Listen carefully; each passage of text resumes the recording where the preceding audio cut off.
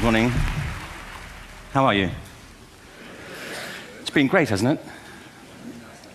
I've been blown away by the whole thing. In fact, I'm leaving.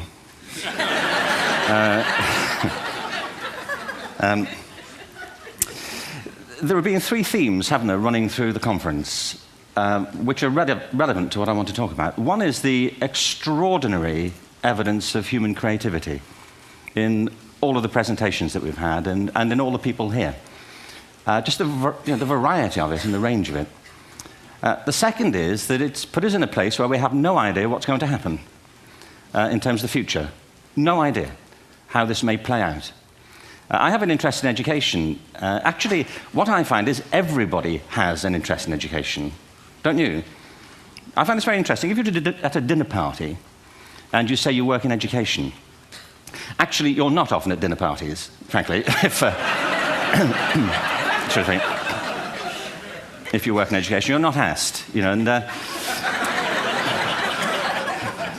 you're never asked back, curiously. That's I think that strikes me. But if you are, and you say to somebody, they say, what do you do? And you say, you work in education, you can see the blood run from their face. They think, oh my God, why me? It's my one night out all week. But if you ask people about their education, they pin you to the wall. Because it's one of those things that goes deep with people. Am I right? Like religion and money and other things. So I have a big interest in education, and I think we all do. We have a huge vested interest in it, partly because it's education that's meant to take us into this future that we can't grasp. If you think of it, children starting school this year will be retiring in 2065. Nobody has a clue, despite all the expertise that's been on parade for the past 4 days, what the world will look like in 5 years' time. And yet we're meant to be educating them for it. So the unpredictability, I think, is extraordinary. And the third part of this is that we've all agreed, nonetheless, on the really extraordinary capacities that children have, their capacities for innovation. I mean, Serena last night was a marvel, wasn't she? Just seeing what she could do. And she's exceptional, but I think she's not, so to speak, exceptional in the whole of childhood. What you have there is a person of extraordinary dedication who found a talent. And my contention is all kids have tremendous talents, and we squander them pretty ruthlessly. So I want to talk about education, and I want to talk about creativity. My contention is that creativity now is as important in education as literacy, and we should treat it with the same status. Thank you.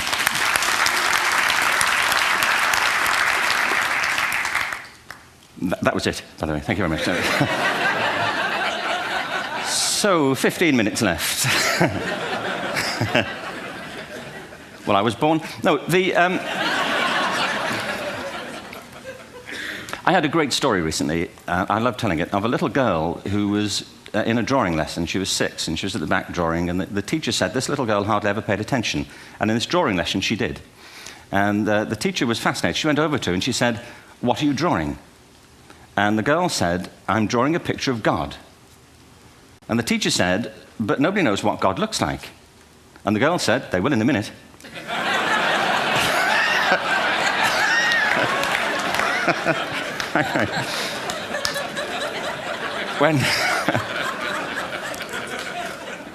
When my son was 4 in England, actually he was 4 everywhere, to be honest. I mean, if we're being strict about it, wherever he went, he was 4 that year. But he was in the Nativity play. Do you remember the story? No, it was big. It was a big story. Mel Gibson did the sequel. You may have seen it. I don't know. It was Nativity 2. But James got the part of Joseph, which we were thrilled about. We consider this to be one of the lead parts. We had the place crammed full of agents and T-shirts. James Robinson is Joseph. He didn't have to speak, but do you know the bit where the 3 kings come in? They come in bearing gifts, and they bring gold, frankincense, and myrrh. This really happened. We're sitting there, and they, I think, just went out of sequence. Because we talked to the little boy afterwards and said, are you okay with that? And they said, yeah, why was that wrong? They just switched. I think that was it. Anyway, the 3 boys came in, little 4-year-olds with tea towels on their heads, and they put these boxes down. The first boy said, I bring you gold. And the second boy said, I bring you myrrh. And the third boy said, Frank sent this.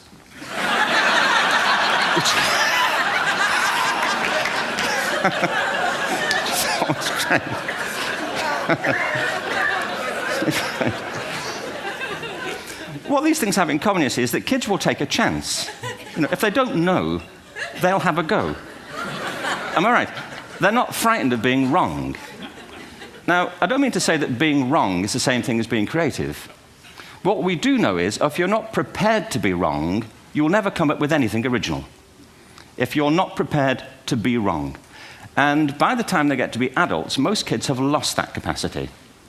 They have become frightened of being wrong. And we run our companies this, by the way. We stigmatize mistakes. And we're now running national education systems where mistakes are the worst thing you can make.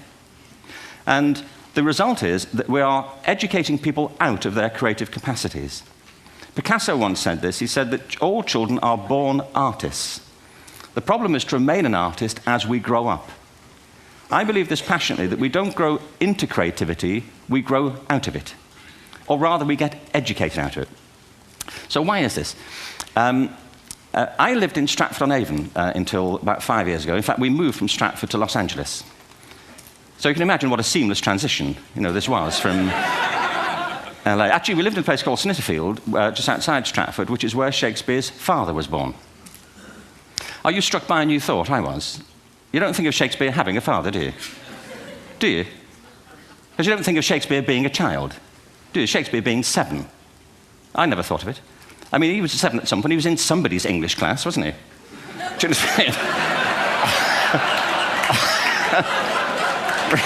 Really? How annoying would that be?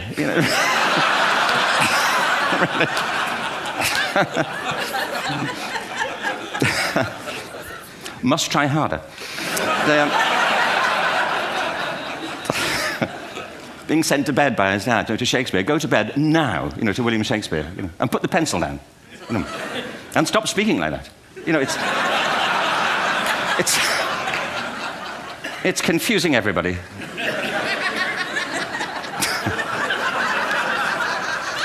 Anyway, we moved from Stratford to Los Angeles, and I just want to say a word about the transition. Actually, my son didn't want to come. I've got 2 kids. He's 21 now, and my daughter's 16. He didn't want to come to Los Angeles. He loved it, but he had a girlfriend in England. This was the love of his life, Sarah. He'd known her for a month. Mind you, they'd had their 4th anniversary, because it's a long time when you're 16. Anyway, he was really upset on the plane. He said, "I'll never find another girl like Sarah." And we were rather pleased about that, frankly, because she was...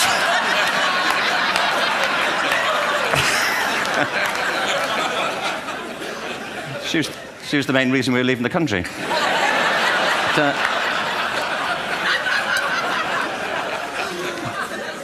But something strikes you when you move to America and when you travel around the world. Every education system on Earth has the same hierarchy of subjects. Everyone, doesn't matter where you go. You think it would be otherwise, but it isn't. At the top are mathematics and languages, then the humanities, and at the bottom are the arts, everywhere on Earth.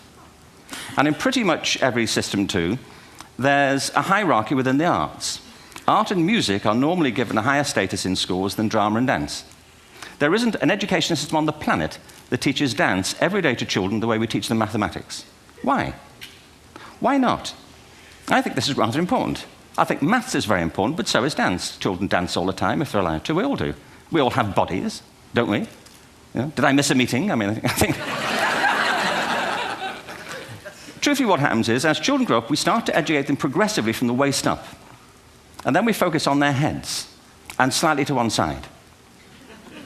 If you were to visit education as an alien and say, what's it for, public education, I think you'd have to conclude, if you look at the output, who really succeeds by this, who does everything they should, who gets all the brownie points, who are the winners?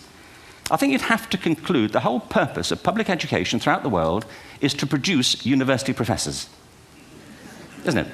They're the people who come out the top. And I used to be one. So there, And I like university professors, but, we shouldn't hold them up as the high watermark of all human achievement. They're just a form of life. Another form of life. But they're rather curious, and I say this out of affection for them. There's something curious about professors. In my experience, not all of them, but typically, they live in their heads. They live up there, and slightly to one side.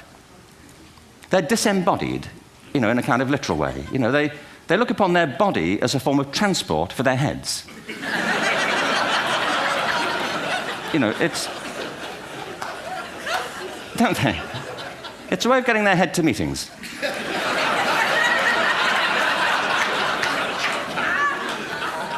If you want real evidence of out-of-body experiences, by the way, get yourself along to a residential conference for senior academics and pop into the discotheque on the final night.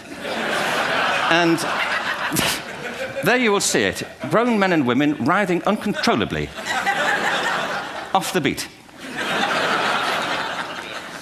waiting to it ends so they can go home and write a paper about it. Now, our education system is predicated on the idea of academic ability. And there's a reason. The whole system was invented around the world. There were no public systems of education really before the 19th century. They all came into being to meet the needs of industrialism. So the hierarchy is rooted on two ideas. Number one, that the most useful subjects for work are at the top. So you were probably steered benignly away from things at school when you were a kid, things you liked, on the grounds you would never get a job doing that. Is that right? Don't do music, you're not going to be a musician. Don't do art, you won't be an artist. Benign advice, now profoundly mistaken. The whole world is engulfed in a revolution. And the second is academic ability, which has really come to dominate our view of intelligence because the universities designed the system in their image. If you think of it, the whole system of public education around the world is a protracted process of university entrance. And the consequence is that many highly talented, brilliant, creative people think they're not, because the thing they were good at school wasn't valued or was actually stigmatized. And I think we can't afford to go on that way. In the next 30 years, according to UNESCO, more people worldwide will be graduating through education than since the beginning of history. More people. And it's the combination of all the things we've talked about, technology and its transformational effect on work, and demography and the huge explosion in population. Suddenly, degrees aren't worth anything. Isn't that true? When I was a student, if you had a degree, you had a job. If you didn't have a job, it's because you didn't want one. And I didn't want one, frankly. So, but now, kids with degrees are often heading home to carry on playing video games because you need an MA, where the previous job required a BA, and now you need a PhD for the other. It's a process of academic inflation, and it indicates the whole structure of education is shifting beneath our feet. We need to radically rethink our view of intelligence. We know three things about intelligence. One, it's diverse. We think about the world in all the ways that we experience it. We think visually, we think in sound, we think kinesthetically, we think in abstract terms, we think in movement. Secondly, intelligence is dynamic. If you look at the interactions of a human brain, as we heard yesterday from a number of presentations, intelligence is wonderfully interactive. The brain isn't divided into compartments. In fact, creativity, which I define as the process of having original ideas that have value, more often than not, comes about through the interaction of different disciplinary ways of seeing things. The brain is intentionally... By the way, there's a shaft of nerves that joins the two halves of the brain called the corpus callosum. It's thicker in women. Following on from Helen yesterday, I think this is probably why women are better at multitasking. Because you are, aren't you? There's a raft of research, but I know it from my personal life. If my wife is cooking a meal at home, which is not often, thankfully, but if she's doing... No, she's good at some things. But if she's cooking, she's dealing with people on the phone, she's talking to the kids, she's painting the ceiling, she's doing open-heart surgery over here. If I'm cooking, the door is shut, the kids are out, the phone's on the hook. If she comes in, I get annoyed. I say, Terry, please, I'm trying to fry an egg in here.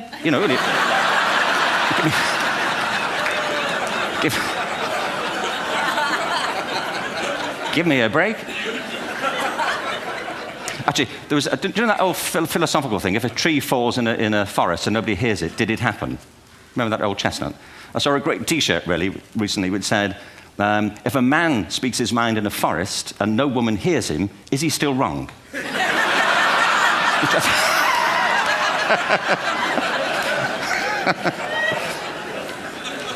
And the third thing about intelligence is it's distinct.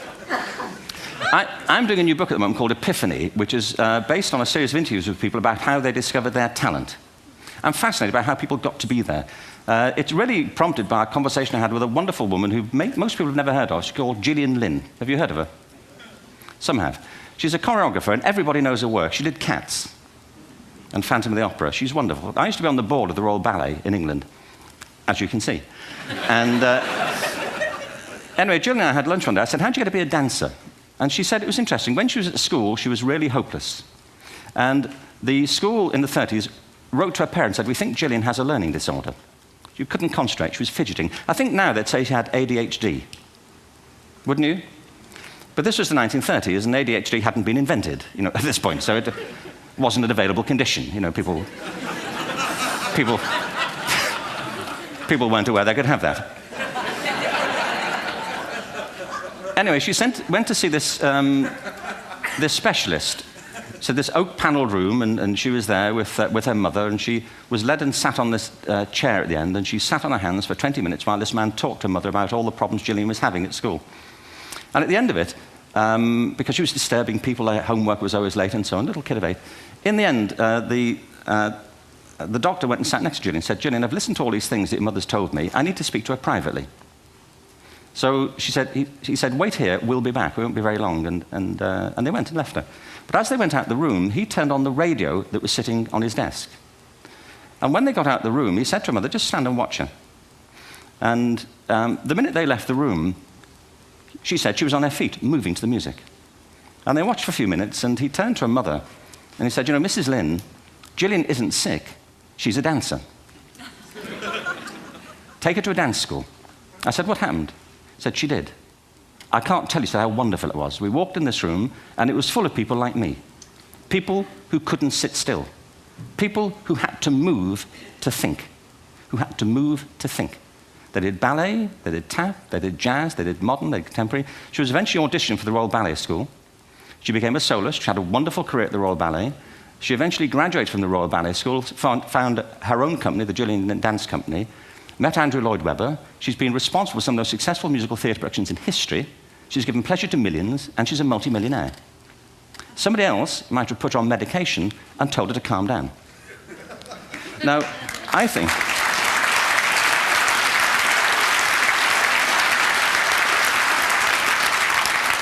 What I think it comes to is this. Al Gore spoke the other night about ecology and the revolution that was triggered by Rachel Carson.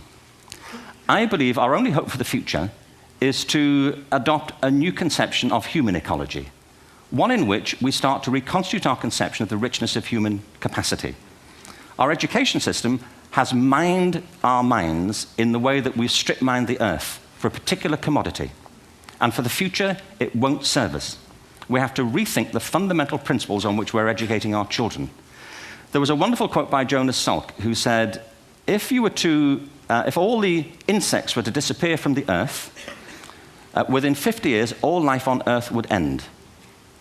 If all human beings disappeared from the earth, within 50 years, all forms of life would flourish. And he's right. What TED celebrates is the gift of the human imagination. We have to be careful now that we use this gift wisely and that we avert some of the scenarios that we've talked about. And the only way we'll do it is by seeing our creative capacities for the richness they are and seeing our children for the hope that they are. And our task is to educate their whole being so they can face this future. By the way, we may not see this future, but they will. And our job is to help them make something of it. Thank you very much.